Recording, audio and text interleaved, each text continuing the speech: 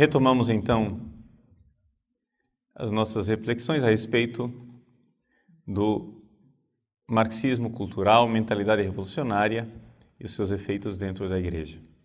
São as raízes filosófico-culturais da realidade que nós vivemos tão intensamente dentro da Igreja Católica com a teologia da libertação. Como nasceu a teologia da libertação, como é que ela se tornou parte do nosso dia a dia, como é que ela é o ar que nós respiramos. É isso que nós estamos tentando investigar. Pois bem, na palestra passada, para retomar a linha do nosso raciocínio, na palestra passada nós vimos que o marxismo clássico, o marxismo de Marx, os marxistas costumam, os estudiosos de Marx costumam fazer uma distinção entre o marxismo, o pensamento marxista e o pensamento marxiano. O pensamento marxiano é o pensamento do próprio Karl Marx, pessoa biográfica, não é? E o marxismo já é uma coisa muito maior do que o próprio Marx. Então, o próprio pensamento marxiano, o próprio pensamento de Karl Marx já havia identificado que havia uma problemática cultural na alienação do proletariado, quando ele diz que a religião é o ópio do povo.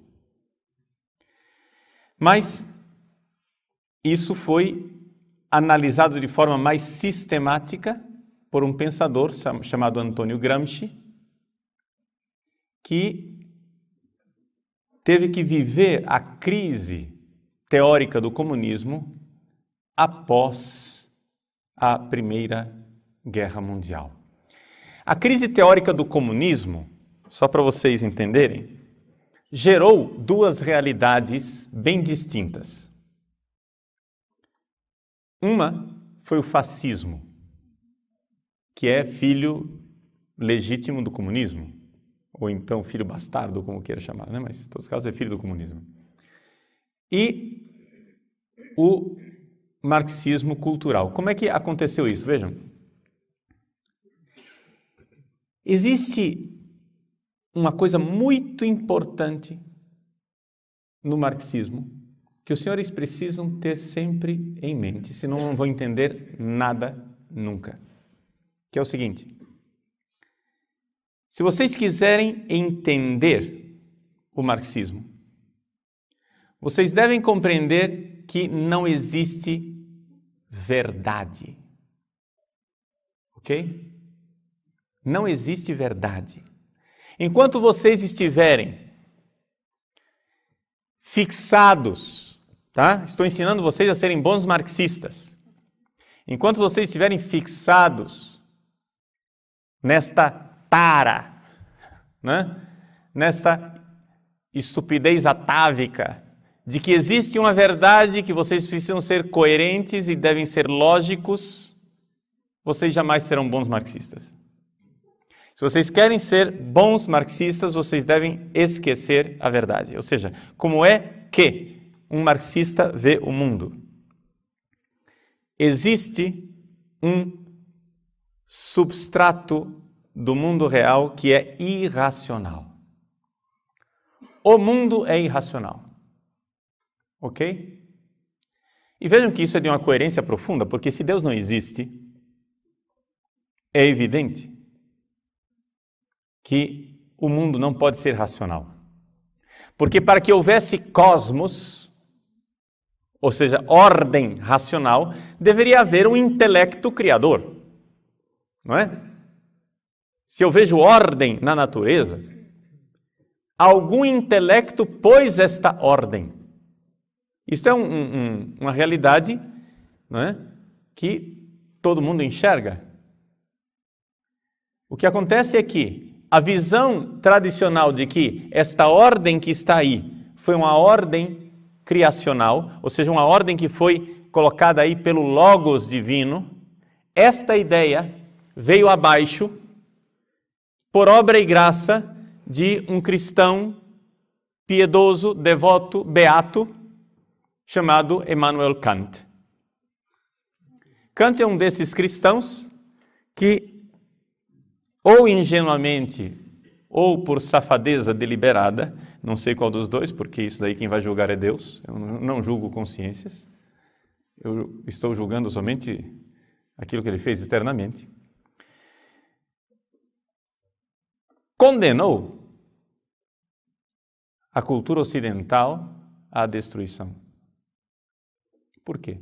Porque para Kant, senhores filósofos, vamos recordar um pouco, para Kant, o que está lá fora, o mundo em si, não é?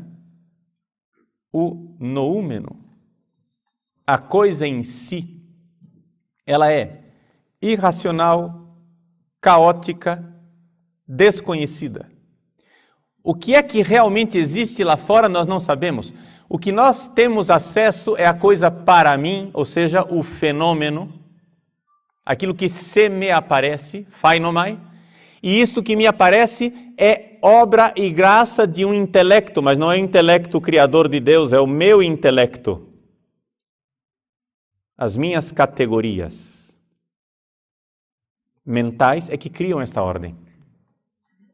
Ou seja, quando Kant dá esse passo, meu irmãozinho, acabou tudo. Esquece. Entende? Se você der esse passo kantiano, então, por favor, senhores, parem com esta estupidez de querer conciliar o pensamento kantiano com o cristianismo, porque isso é absolutamente irrecuperável. É um negócio que não tem sentido. Ou seja, mas Kant era cristão. Tudo bem, meu irmão, eu não estou aqui querendo saber o que é que o pensamento, o que é que ele era intimamente na devoção do seu pietismo protestante. O que me interessa não é a biografia kantiana, o que me interessa é o que ele escreveu na Crítica da Razão Pura, que foi o que mudou o destino do Ocidente. Ou seja, para Kant, a ordem da física newtoniana, que era, na verdade, o que ele queria salvar, a física de Newton. Kant era um grande admirador de Newton. A ordem que eu vejo na física, que tudo funciona, não está lá fora, não está no noúmeno, na coisa em si. Não, esta ordem não foi colocada lá pelo Criador que tudo fez de forma ordenada e racional. Não, essa ordem eu a impus à realidade pelo meu intelecto. Então, a física de Newton funciona para Kant não porque o mundo é assim, mas porque todas as cabeças são assim. Portanto, você faz um cálculo e esse cálculo da física terá o resultado idêntico ao meu cálculo, porque a minha cabeça funciona do jeito que a sua cabeça funciona, então é o meu intelecto quem impõe uma ordem a isso. É evidente que isso é um pensamento absolutamente autocontraditório, não é? É um exemplo, digamos assim, monumental de paralaxe cognitiva. Quem não sabe o que é isso, vai ler Olavo de Carvalho e os senhores saberão.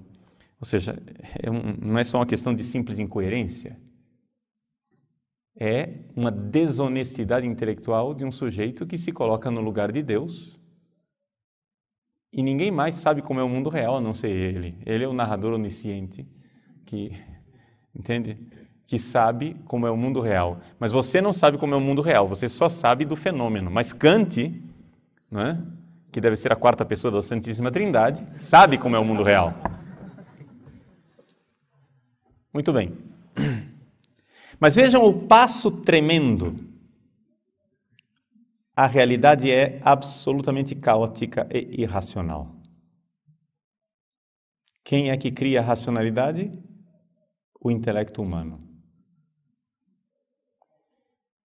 O marxista pensa isto, mas não pelas razões kantianas, de achar que nós temos categorias, mas pelas razões marxistas de ideologia. Ou seja, a ordem que você impõe ao mundo irracional é uma ordem que traduz os seus interesses de classe.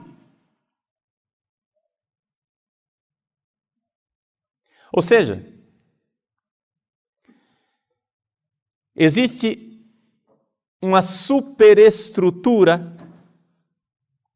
A superestrutura para Marx é o quê? É a religião, é a filosofia, é o direito, é a ética. Ou seja, aquelas 3 colunas a respeito das quais falava o Papa Bento XVI, são, para Marx, uma superestrutura que justificam o status quo, que justificam a situação opressora na qual a sociedade se encontra. Então, quando eu crio esta cultura, vamos resumir essa história toda com a palavra superestrutura, né? Vamos resumi-la na palavra cultura. Quando eu crio com a minha mente uma cultura, aquela cultura está defendendo os meus interesses de classe. E aí eu pego essa cultura e inoculo essa cultura no subconsciente das pessoas. E as pessoas tornam-se profundamente alienadas porque beberam desse veneno. E então, as pessoas começam a defender os meus interesses de classe porque elas beberam a minha religião, elas beberam a minha filosofia, elas beberam o meu direito e esta lógica burguesa irá defender os meus interesses de classe. É por isso que os marxistas não debatem. Se vocês estão querendo debater com marxistas, meu irmãozinho, você pegou o trem errado. Você perdeu o trem da história, como eles dizem. Por quê? Porque enquanto nós, escolásticos, estamos querendo debater com eles, eles não querem minimamente debater. Por quê? Porque se eles começarem a debater com você, eles estão entrando na sua lógica burguesa e eles perderão. O que um marxista faz não é debater, o que ele faz é denunciar a lógica burguesa. Um exemplo bem claro para vocês. Em 1995, eu era professor numa universidade em Campo Grande, Mato Grosso do Sul, e eu fui convidado para ser palestrante numa semana filosófica, como eu estou fazendo aqui, né, num congresso teológico. Então, estava lá fazendo uma palestra sobre filosofia. Não me lembro exatamente o tema. Acontece que, no intervalo, foi aberto para as perguntas e veio um barbudinho com anel de tucum no dedo, se colocou na fila para fazer perguntas, e na hora que ele veio fazer perguntas, ao invés de dirigir a palavra a mim, ele voltou-se para a plateia e disse: gente, se nós seguirmos a lógica dele, nós vamos ser obrigados a concordar com ele.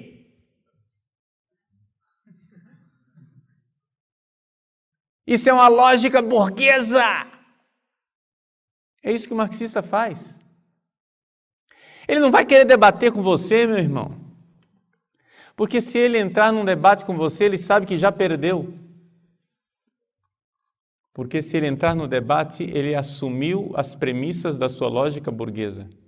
A única coisa que ele vai dizer é denunciar. Já ouviu falar desse negócio? O importante é anunciar e denunciar. Já ouviu isso? Eles vão denunciar o quê? Eles vão denunciar a sua lógica burguesa. Eles vão denunciar que você está a serviço do sistema opressor. Entendeu? Que você é um agente da Matrix. Entendeu? Vocês assistiram o filme Matrix, né? Matrix, não tem os agentes? O Keanu Reeves, né? O nome é Neo, né? O nome dele?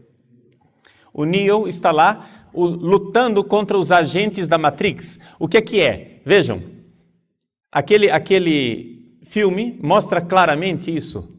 Existe um substrato do mundo real, que é irracional, e então se cria em cima uma superestrutura, que é a Matrix, que é um programa, As pessoas são programadas para ver o mundo daquele jeito. E se você quiser fugir da lógica do mundo, os agentes da Matrix vão impedir você. Entendeu? Então o agente Smith vai aparecer e vai impedir você de sair da lógica. Então, o Padre Paulo é o agente Smith. Embora esteja vestido mais de Neo, se colocar um óculos escuro, tem que pôr uma peruca também, né? Porque ele não era careca. Mas,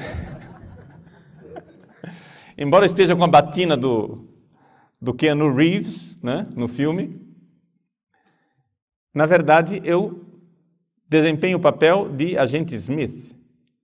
Eu estou aqui para impedir que você saia da lógica burguesa que escraviza, ou seja, estou aqui para impedir que você saia da Matrix. Portanto, todos estes padrezinhos novos que usam batina, querem celebrar a missa que está no missal, querem obedecer a disciplina que está no Código de Direito Canônico e querem pregar a doutrina que está no Catecismo da Igreja Católica, são agentes da Matrix. Ou seja, são agentes do sistema.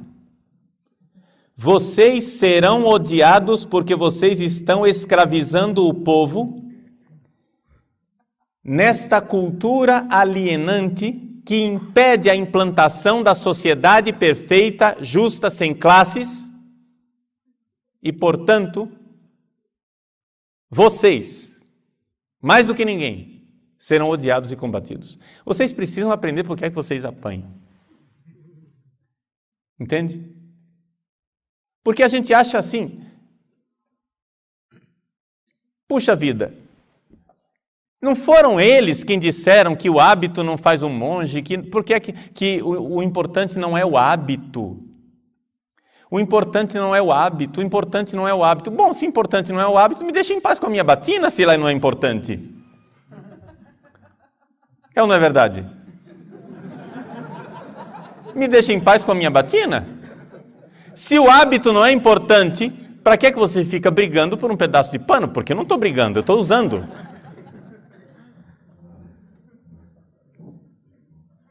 Eu vou tranquilamente em reuniões de padres,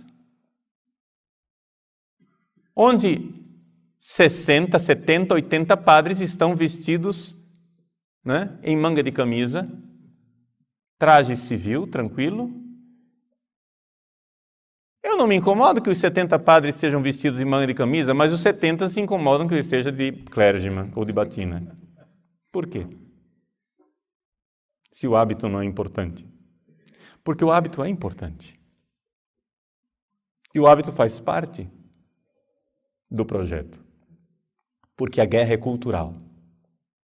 Então vocês têm que entender que nunca as coisas são como está sendo dito. Assim como eles não entram em debate com você, porque se eles entrarem na sua lógica, eles irão perder. Assim também é necessário que você entenda que é tempo perdido você entrar num debate com eles de lógica aristotélico-tomista, porque este debate não irá levar a lugar nenhum. Por quê? Porque o debate, aquilo que Platão chamava de dialética, aqui a palavra dialética não tem nada a ver com aquilo que Hegel chama de dialética, tá? Porque a dialética clássica, filosófica, tem um pressuposto. Para que você entre num debate filosófico, existe um pressuposto, que é a honestidade moral dos debatedores. Ou seja, que as pessoas estejam buscando a verdade. Para eles não há verdade. Portanto, eu acho que todos nós já tivemos essa experiência infeliz de debater com um teólogo liberal da libertação que parece um bagre ensaboado. Quando você acha que o pegou, ele muda de opinião. Entende? Quando, por exemplo, ele começa dizendo, vamos supor que você usa batina, é romano, gosta de liturgia tradicional, isso e aquilo, e ele diz, o que é que você esconde atrás desta batina? E começa a jogar a isca, supondo que atrás da batina você esconde uma tendência homossexual, que você é um homossexual enrustido, e que na verdade você gosta de roupa e de exterioridades, porque você é um hipócrita. Aí quando no meio do debate, ele começa a notar que você está condenando o que ele acaba de condenar, ou seja, ele diz, por que esses padres que andam de batina depois são homossexuais com a tendência não sei o que, etc e tal, aí você começa a falar mal do homossexualismo. Imediatamente ele começa a defender o direito dos homossexuais. Mas não era você que há 5 minutos atrás falava mal dos padres homossexuais? Entende? Ou então você começa a fazer a apologia do celibato, da necessidade da castidade, isso e aquilo, etc e tal, e ele pula do outro lado dizendo que o celibato é uma instituição opressora. Mas não era você quem me acusava há 5 minutos atrás de não seguir o celibato e de ser hipócrita? Ora, se você defendia o celibato há 5 minutos atrás, por que agora você está dizendo que o celibato é o fim da picada? Vejam que eles não têm a mínima dificuldade. Com grande desenvoltura, eles mudam de posição, porque vocês têm que entender aquilo que é a lição básica de Antônio Gramsci. Não existe o bem e não existe o mal. O que existe é aquilo que ajuda a revolução ou aquilo que atrapalha a revolução. Um dos filósofos que Gramsci estudou e que todo o pessoal da esquerda venera é Maquiavel. E Gramsci colocou claramente que aquilo que Maquiavel fez a favor do príncipe, nós devemos agora fazer a favor do partido, que é o novo príncipe. Ou seja, não existe certo e errado. Não existe moral e imoral. Eles conhecem a sua lógica burguesa e sabem que você tem um apego atávico ao bem e ao mal, a distinção do que é certo e do que é errado, do que é moral e imoral, do que é ético e não é ético, e ele irá usar isso contra você. Afinal, os comunistas são contra ou a favor do homossexualismo? Depende. Quando o homossexualismo atrapalha a revolução, eles são contra o homossexualismo. Quando o homossexualismo ajuda a revolução, eles são a favor dele. Não existe certo e errado. Existe simplesmente o que ajuda a revolução. Por quê? Porque não existe verdade. O mundo é irracional. A realidade é caótica. A realidade é irracional. Tudo aquilo que você coloca como sendo verdade racional é uma criação sua. E se você tem um sistema racional, rígido e engessado, burguês, eles têm um sistema racional, versátil, revolucionário e dialético. É a dialética, é a força da dialética. Entende? A força da dialética quer dizer que, na Rússia, eles jogam os homossexuais na cadeia. Por quê? Porque eles querem o homo soviéticos, o novo homem que irá lutar. E o homossexualismo é uma falta de virilidade, é uma falta de força, é uma falta de capacidade de luta, de potência. masculina. E, portanto, isso vai prejudicar a causa revolucionária, homossexuais todos nos campos de trabalho, nos gulag. Mas, por outro lado, esses homossexuais são absolutamente indispensáveis e importantíssimos para derrubar o sistema ocidental. Então, os mesmos comunistas que põem os homossexuais na cadeia em Cuba irão despejar rios de dinheiro para fazer passeatas gay na Paulista. Por quê? Porque os direitos homossexuais irão trazer abaixo o sistema. Compreendem a lógica? Ou seja, a lógica é uma lógica dialética. Não existe verdade, existe aquilo que é oportuno. Existe oportunismo, ou seja, é lógica maquiavélica. Portanto, não há dificuldade nenhuma do senhor Luiz Inácio da Silva, o Lula, Luiz Inácio Lula da Silva, dizer na mesma semana que ele jamais foi de esquerda. E na mesma semana, ele viajar para Cuba e lá ser condecorado como um dos políticos que mais ajudou a causa revolucionária na história recente da América Latina. Isso aconteceu na mesma semana. Não há problema. Por isso não há problema. Um revolucionário irá vestir batina, rendas, casula, incenso, mitra, báculo, o que você quiser, brincos, peruca, sapatilha, o que quiser, desde que isso ajude a causa revolucionária. Compreende isso? Então, cuidado com as aparências. Cuidado com as aparências. As aparências enganam. Novamente, você irá avaliar a atuação de uma pessoa, não exatamente pela propaganda que ela faz, mas avaliando contra o que ela luta.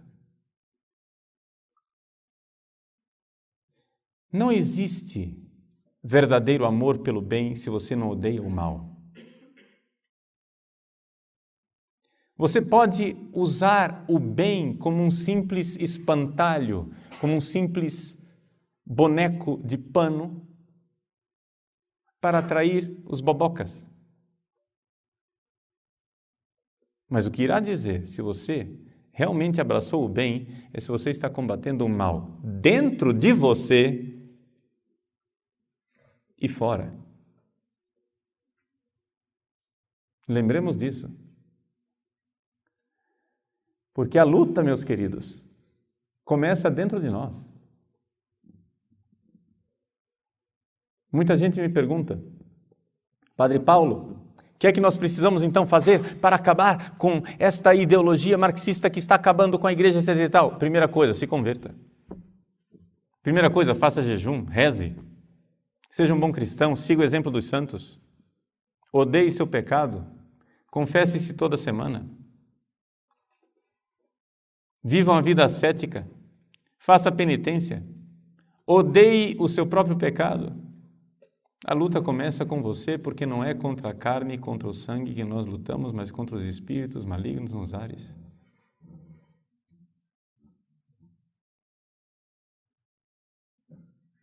Comece mudando de vida. Porque não adianta nada, meu irmão. Se você usa batina de manhã para celebrar missa e de noite você está de gravata vermelha numa boate gay, você está ajudando a causa revolucionária. Você está ajudando a destruir a igreja. Não é uma questão de folclore. Se a batina tem algum valor, ela tem valor enquanto ela denota um homem que morreu para o mundo. Ou que pelo menos quer morrer para o mundo. Se não, é uma fantasia como outra qualquer. Então, nesta luta cultural, nós temos que entender que nós estamos agindo, não é? Numa luta cultural, mas a partir de visões de mundo diferentes. Ou seja, existe uma visão de mundo, uma mundivisão, Weltanschauung, como dizem os alemães, né? Uma forma de enxergar a realidade completamente diferente. Nós cremos que existe uma verdade. Vamos fazer um pouco a nossa profissão de fé. Não vamos falar só do negativo, vamos falar do positivo. Nós, burgueses, nós que defendemos o sistema, nós, romanos, nós que queremos alienar o povo, nós, opressores, nós cremos que existe uma verdade. E que esta verdade, ela é maior do que a igreja. Esta verdade não foi criada pela igreja. A verdade fez uma igreja, mas a igreja não faz a verdade. A igreja deve servir a verdade. Nós, homens de igreja, devemos lutar diariamente contra a única arma que o demônio possui. Vejam, o demônio é um espírito. Dizer que ele é um espírito, em termos filosóficos, significa dizer que ele é um intelecto. E qual é a única arma que um espírito tem? Uma espada. Como é que espada ele tem? Ele não tem corpo. É um puro espírito. Como é que ele pode ferir você? Ele não tem corpo. A única arma que ele tem são ideias. Essa é a arma do demônio. Esse é o poder que ele tem. A mentira. E as pessoas não percebem isso. As pessoas dizem assim ingenuamente, expressando uma abertura acadêmica, eu sei conviver com qualquer ideia. Eu sou muito aberto à diversidade de ideias. Eu aceito qualquer ideia. Meu irmão, eu aceito qualquer pessoa, qualquer ideia não. Eu respeito qualquer pessoa, mas qualquer ideia não. O que tinha Hitler a não ser ideias? E que ideias bonitas ele tinha? E o que ele fez com a história do planeta? Compreende? A arma de Satanás são ideias. Ele sugere ideias. Vai ser legal. Você vai gostar. Você vai ser feliz. É somente isso que ele faz. Ele te dá ideias. Só que existem ideias más. Existem ideias que não têm o direito de existir. As pessoas que têm essas ideias estúpidas têm o direito de existir. Entendeu? O que nós temos que ser capazes de dizer e de fazer é o seguinte: meu irmão, eu amo você, estou me entregando pela sua salvação, mas eu odeio a sua ideia, o seu pecado e o que você está fazendo. Não há verdadeiro amor pelo bem se não houver ódio pelo mal. Não há. Como é possível uma mãe amar o seu filho, drogado, dependente químico, e amar as drogas? Não é possível. Se ela ama o filho, ela odeia as drogas que destroem o filho. As drogas destroem o seu filho, então ela odeia as drogas. Então, exatamente porque ela ama o seu filho, ela odeia o que o filho está fazendo. Se nós quisermos ter verdadeiro amor pela humanidade, nós precisamos odiar o pecado da humanidade que está levando a humanidade num bloco de carnaval, de forma festosa, alegre e contente para o abismo.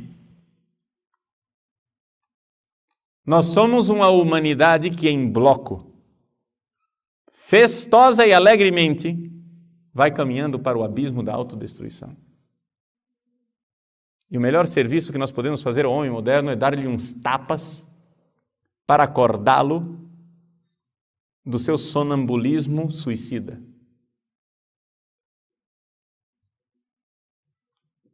Por isso, uma das coisas que nós iremos aprender nesses dias é uma das armas fundamentais desta revolução cultural, uma das coisas que eles fizeram é, com ideias, incutir na cabeça dos cristãos de que o cristão não odeia nada, de que o cristão não luta, que guerra é coisa ruim. Portanto, nós somos pela paz, nós somos pacifistas, nós não queremos lutar nunca, jamais, em hipótese alguma. Essa é uma das armas culturais que eles incutiram em nosso coração. E é vencedora.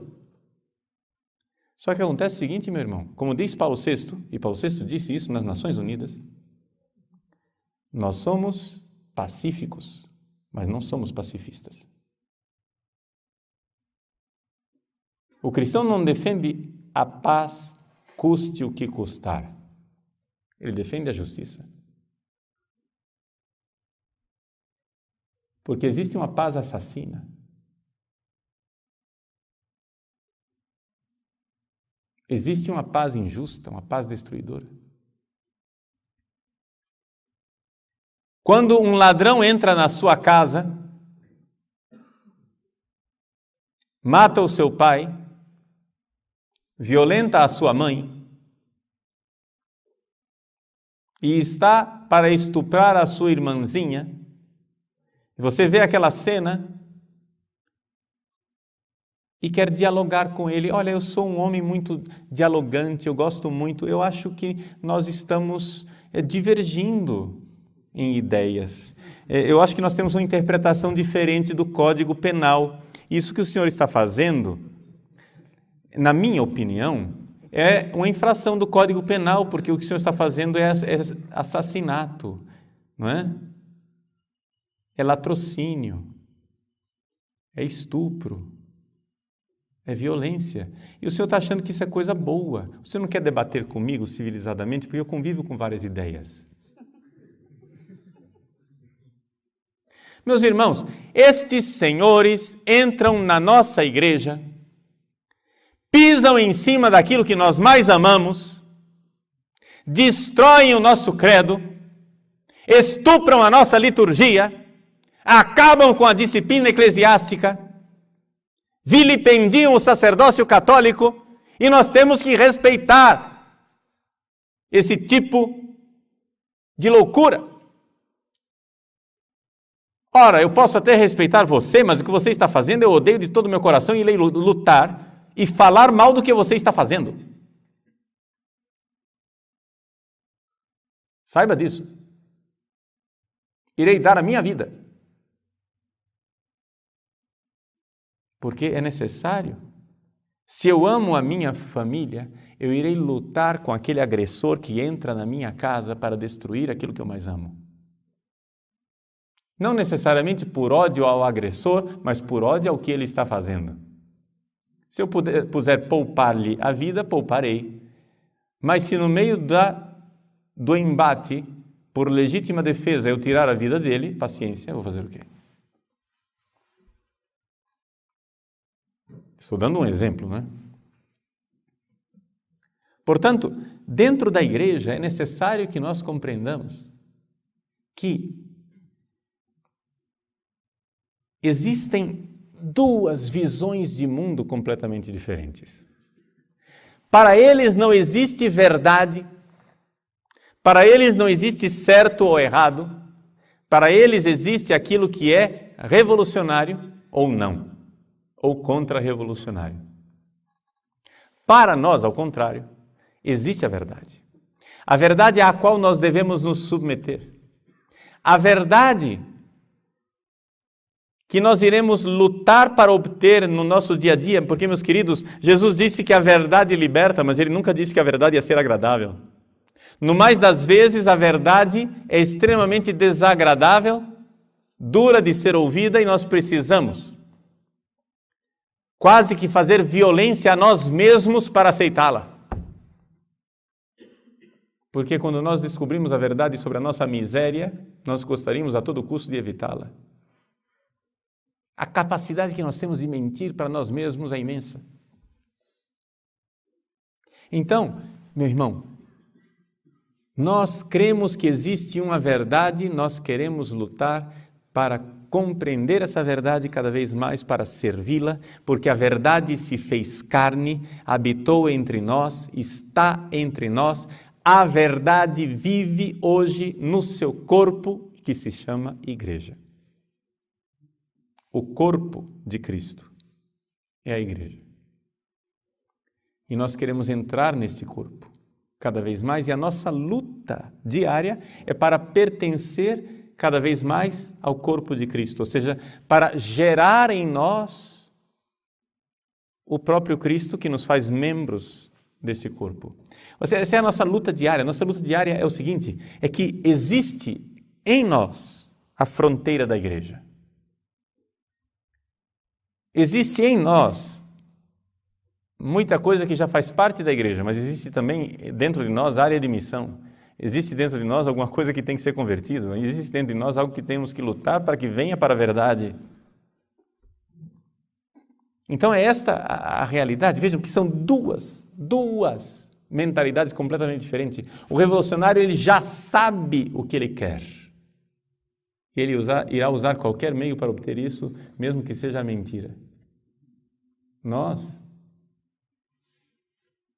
sabemos que o que nós queremos é o que Deus quer e iremos passar a nossa vida inteira estudando, buscando, querendo nos adequar na obediência dessa verdade que sabemos que está em Deus, mas não está necessariamente em nós. São duas atitudes bem diferentes.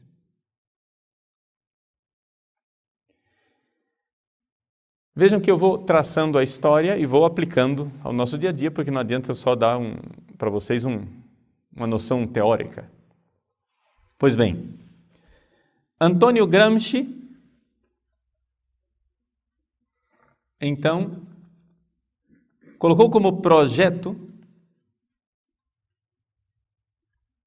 para a implantação do socialismo e do marxismo a destruição lenta, gradual, anônima, invisível e imperceptível da cultura ocidental. É necessário destruir a cultura ocidental.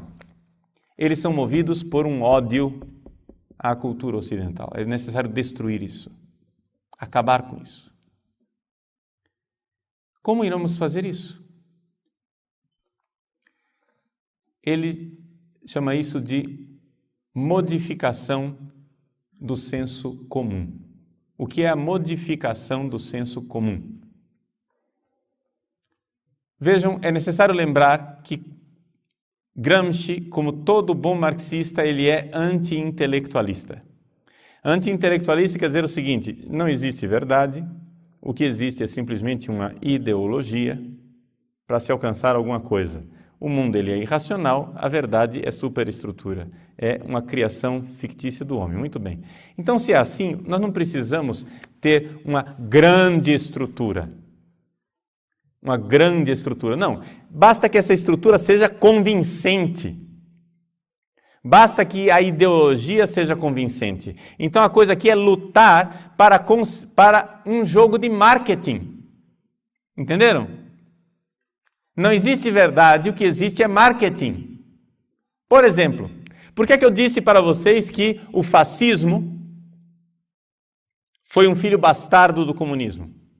Porque Mussolini e Hitler, que queriam as mesmas coisas que Lenin e Stalin queriam, ou seja, eles queriam o quê? Queriam uma sociedade que não houvesse mercado livre, queriam uma sociedade onde houvesse justiça, queriam uma sociedade onde houvesse igualdade, eles queriam as mesmas coisas. Queriam um Estado forte que implantasse isso através de uma ditadura totalitária, eles queriam as mesmas coisas. Mas a diferença é que Mussolini e Hitler achavam que a ideologia de classe, ou seja, essa ideia de que nós temos que lutar para os nossos direitos de classe, não era um chamariz atraente o suficiente, não era marketing fascinante. Eles notaram que durante a Primeira Guerra Mundial, os alemães lutaram contra os franceses e que havia esse sentimento patriótico. Então, vamos usar o patriotismo como bandeira para trazer as pessoas. E criaram o fascismo. Ou seja, qual é a diferença básica entre Stalin e Hitler? O marketing, só isso. Enquanto o marketing de Stalin é o marketing do trabalhador, do proletário, da lógica de classe, do interesse de classe, o marketing de Hitler era a nação, a raça, né? O interesse da nação e da raça, porque ele achava um marketing mais interessante, mas basicamente estavam fazendo as mesmas coisas.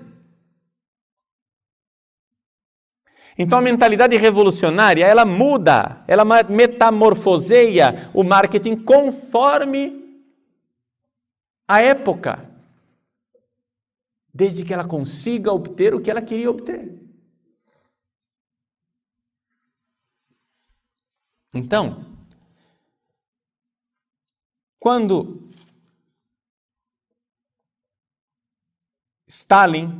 Lenin e Stalin pretenderam implantar o socialismo através de uma sociedade ateia, perseguindo a igreja. Agora, os novos marxistas, do marxismo cultural atual, descobriram que é um mau negócio esse marketing de perseguir a igreja.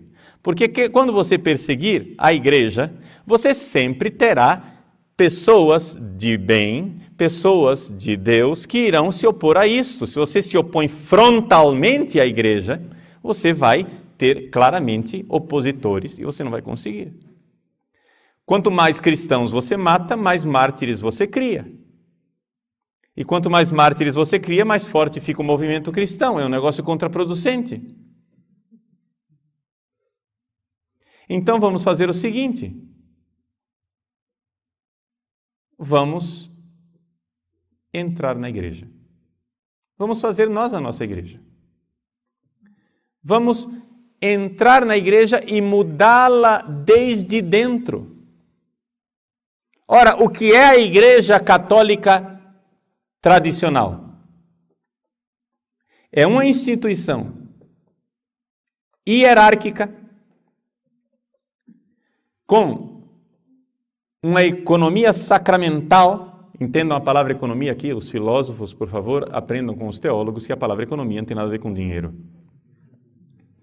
Economia quer dizer, nesse caso aqui, não é?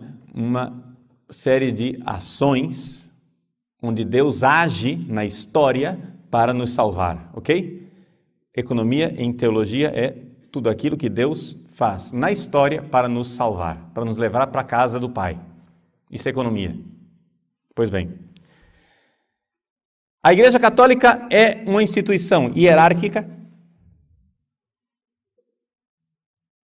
com uma economia sacramental que tem por finalidade última nos levar para o céu. Isso é a Igreja Católica. Ora, vamos mudar a natureza da Igreja Católica. Transformá-la numa sociedade igualitária, não hierárquica. Onde não haja uma economia sacramental, mas haja uma luta social, cultural,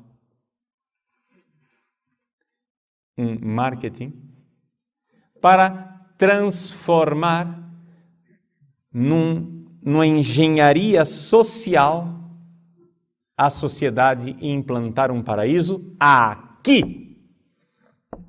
Aqui, imanente. Imanentização da escatologia. Aquilo que é o bem escatológico transcendente que nós esperamos no céu foi trazido pelos marxistas para este mundo. É aqui que interessa. Será aqui nesse mundo o paraíso. E nós precisamos então fazer com que a igreja seja uma sociedade igualitária que implante, por método de engenharia social, um paraíso terrestre, uma terra sem males, o reino. Vejam a metamorfose, vejam a alquimia dessas pessoas. Vejam como eles conseguiram, desde dentro, transformar a igreja. Enquanto antigamente todo marxista abominava a religião, hoje, pelo movimento do marxismo cultural, eles descobriram que não conseguirão implantar a sua sociedade se eles não conseguirem transformar a religião em uma força socialista. É por isso que, então, quando o Papa João Paulo II, em visita à América Central, encontrou o padre Ernesto Cardenal, que se fez ministro de um governo comunista. Ao descer do avião, o Papa João Paulo II fez uma das cenas históricas mais marcantes da recente historiografia eclesiástica. Ele desceu do avião, padre Ernesto Cardenal, vestido de leigo, de boina, de barba, se ajoelhou para beijar a mão do Papa. O Papa, então, ali mesmo, na frente das câmeras de televisão, lhe dirigiu uma reprimenda com o dedo em riste, fazendo gestos de repreensão para que ficasse bem claro para todas as câmeras e todo mundo que assistisse que aquilo não era uma conversa amigável.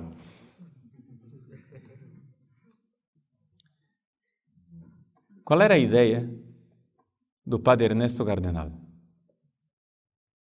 É que existem duas igrejas. Uma igreja popular e uma igreja romana, da hierarquia. Porque, lembrem-se, para ele não existe verdade. Então, você tem que escolher a ideologia do magistério. Veja só, você que é romaninho, né? Você que é papista, romaninho, você saiba isso. Você está seguindo uma ideologia que é a ideologia do magistério. Não existe verdade. Existe uma superestrutura de uma ideologia magisterial romana, imperialista, opressora, que mantém o povo acorrentado. E enquanto você permanecer nesse romanismo, você está servindo ao sistema. Esta é a igreja a qual você pertence. E existe uma outra igreja, a igreja do padre Ernesto Cardenal, que é a igreja popular. Mas não sou eu quem digo isso é o que ele diz. Assim de claro. Uma igreja popular que, a verdade não existe.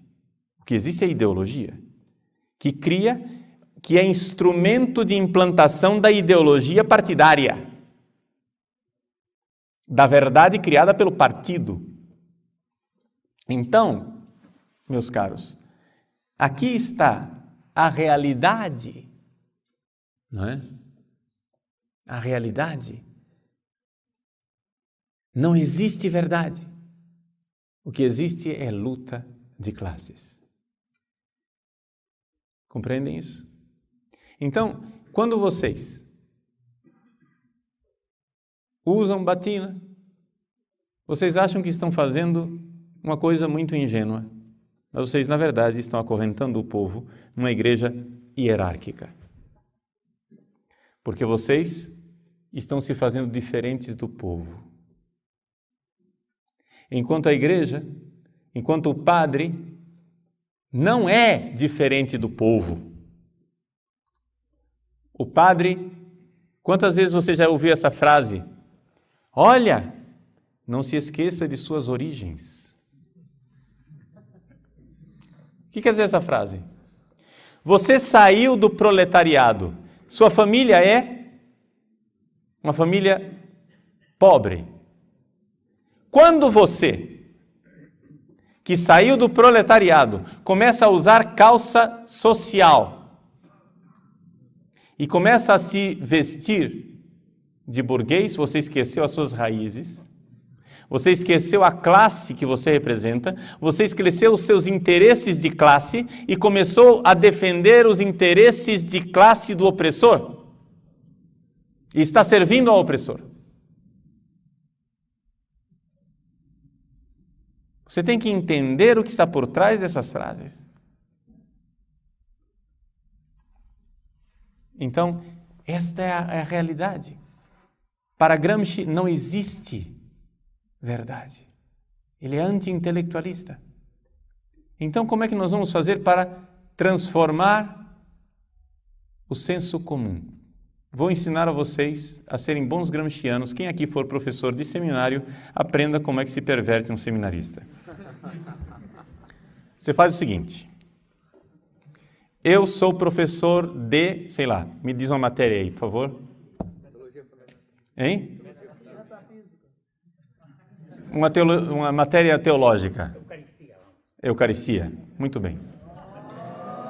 Eu vou ser professor de Eucaristia. Então, teologia sacramental, tratado a respeito da Eucaristia. Chego em sala de aula, não trago nenhum livro, peço para vocês fecharem os livros, esquecerem o catecismo, porque afinal nós não vamos ser infantis, nós somos pessoas inteligentes. Então pense o que é Eucaristia. E os alunos começam a falar. Depois, outra coisa, essa posição que nós estamos aqui, eu sentado na cátedra e vocês aí, sentados em cadeiras, eu estou falando para vocês, impondo minhas ideias? Não, vamos nos sentar em círculo, onde nós somos todos iguais. E eu estou aqui somente como facilitador. Eu não vim aqui para ensinar nada a ninguém. E aí nós começamos a falar o que é que você acha da Eucaristia. Quando você diz alguma coisa a respeito da Eucaristia que seja revolucionária, a Eucaristia é a partilha do pão. Eu, como professor, enfatizo aquilo. Vejam, isso é importante o que ele está dizendo. Que observação inteligente. Você é perspicaz, você é muito crítico e você elogia e enche o ego daquele seminarista, ele se enche, né? É o balão, a vaidade. Não existe coisa melhor do que usar a vaidade das pessoas. Depois, um outro romaninho, vestidinho de calça social com a camisa abotoada até aqui, manga comprida, com o tercinho pendurado no bolso, diz: a Eucaristia é o sacrifício de Cristo na cruz. Mas você precisa ser mais crítico, meu filho. Você não pode... Veja a ingenuidade do que você está dizendo. Isso era o professor que não queria ensinar nada, hein? Ele não queria ensinar nada. Você é muito ingênuo. Porque veja, quando é que Jesus instituiu a Eucaristia? Foi na última ceia, era uma refeição. Que bobagem! A Eucaristia é uma refeição onde Jesus ensinou a partilha. A Eucaristia é serviço. Olha o que Jesus fez na Eucaristia. São João, por exemplo, dos 4 evangelistas, São João é o único evangelista que não tem um relato a respeito da instituição da Eucaristia, porque ele colocou o que no lugar? O lava-pés.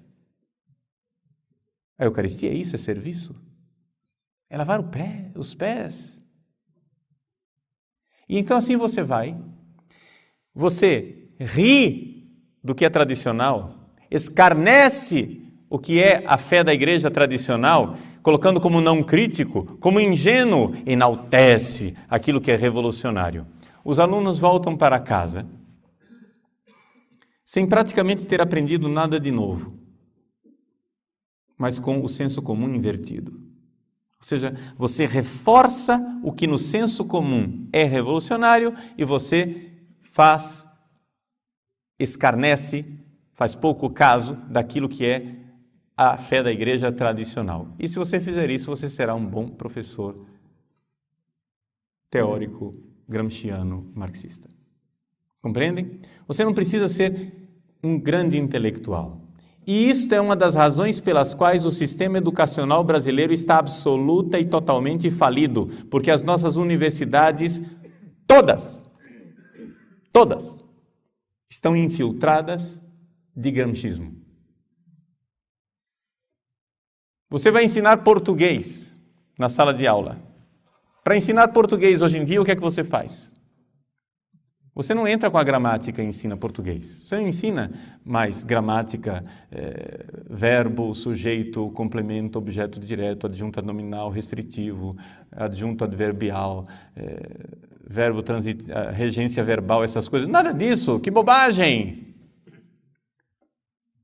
O português é para comunicar. Nós estamos aqui para fazer comunicação. Então você vai dar um texto para o aluno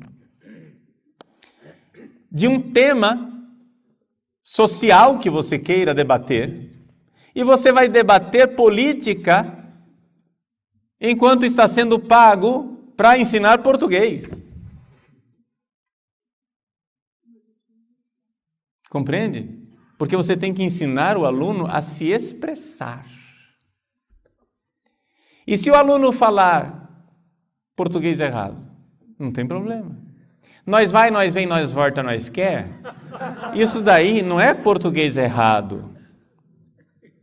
Você tem que relativizar a coisa, é que ele não está usando a chamada norma culta. Mas isso não é a única forma de falar português. Tem várias formas de falar português. E assim você vai. Ou seja, é a lenta e gradual imbecilização de uma nação. Hoje, os nossos alunos chegam à universidade absolutamente analfabetos. Porque ao invés de aprender português, estavam aprendendo cartilha marxista.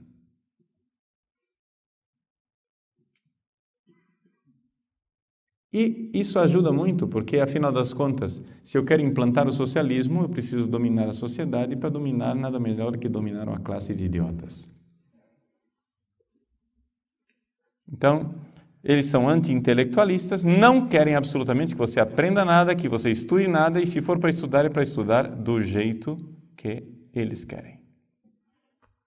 Isto é o gramscismo, na prática.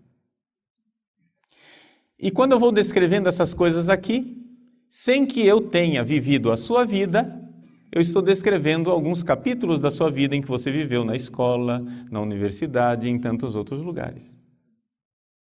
Não estou dizendo nada de novo, o que eu estou fazendo é colocar notas de rodapé naquilo que você viveu, para que você entenda que mesmo que você nunca tenha ouvido falar de Antônio Gramsci, você é um profundo conhecedor de Gramsci. Um profundo conhecedor prático, porque você foi vítima dele. Você foi vítima dele. E esta é a realidade, esta é a corrente vitoriosa, digamos assim, dentro do mundo atual, principalmente dentro do Brasil. Então, um pouco, eu sei que a forma que eu estou expondo as coisas não é tão acadêmica no sentido de sistemática, etc., mas é que eu gosto muito de colocar os princípios e logo levá-los à prática, porque senão eu dou aqui uma aula teórica que você depois não sabe reconhecer no mundo real aquilo que eu estou dizendo. Então, acho que é muito mais interessante nós colocarmos os fundamentos básicos teóricos, filosóficos, e depois reconhecê-los na realidade.